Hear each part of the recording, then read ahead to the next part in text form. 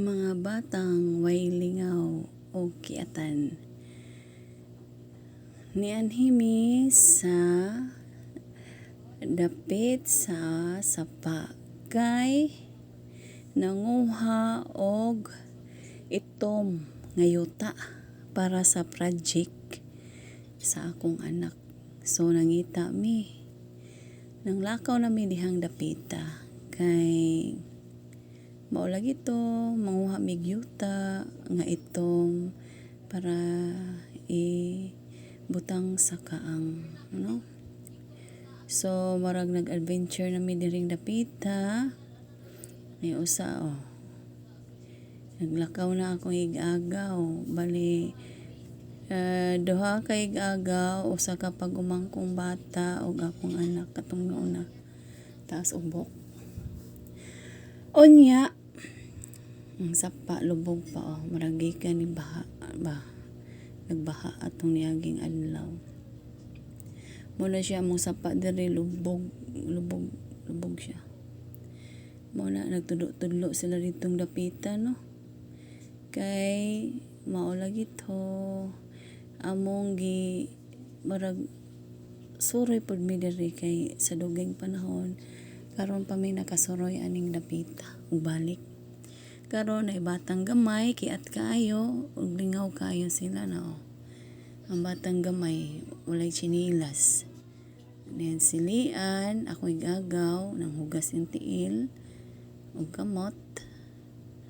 Anya akong anak pod nagkugos sa iyahang igagaw. Ako ng pag-umangkong bata. Then ganing usa pod nagka-pink. Ako na igagaw si Ishi. Si Shaina. Lingaw kay mi diring dapita kay cameraman wala may daghang tao. May daghang tao sa sapa. Buntag ni siya. Wala pay init, buntag sayo. Alas 7 sa buntag man siguro ni or alas 6 sa buntag midinhi. Ningidala mo ang akong pag-umangkon lingaw kay sila kay kining bata pag gamay-gamay lang ni pero perting pagkatabian na. Tabian kayo. Tabian kay ning bata na sige panguha unsa kaniyang gikuha diha gatagtuwad.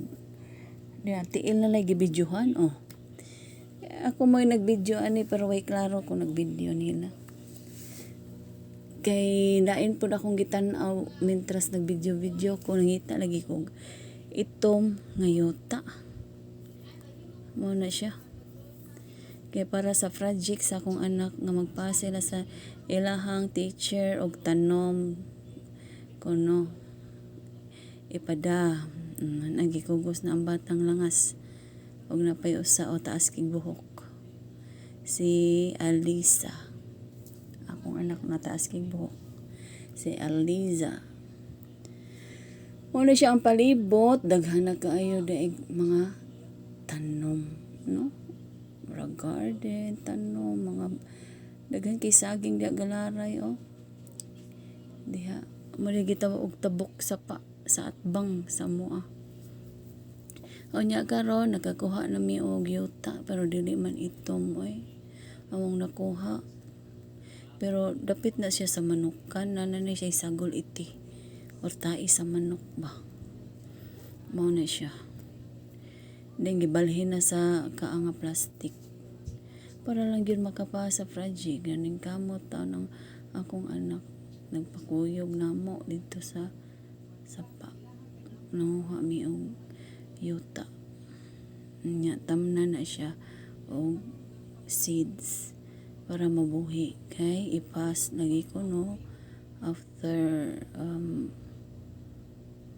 1 month ipas down kung natubo bagyod ang iyang gitanom, no? Among gitanom dia kay among gipili kay kamatis.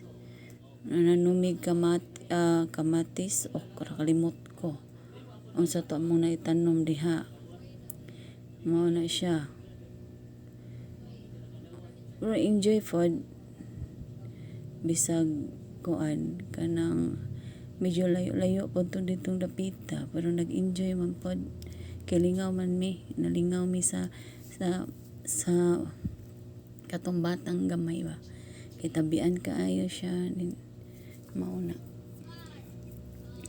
Naunsa naman ni asa naman tong kaang nawagtang manlain na may nakapokus ani marag bangko naman ang focus ani pagka-videohan ni ay.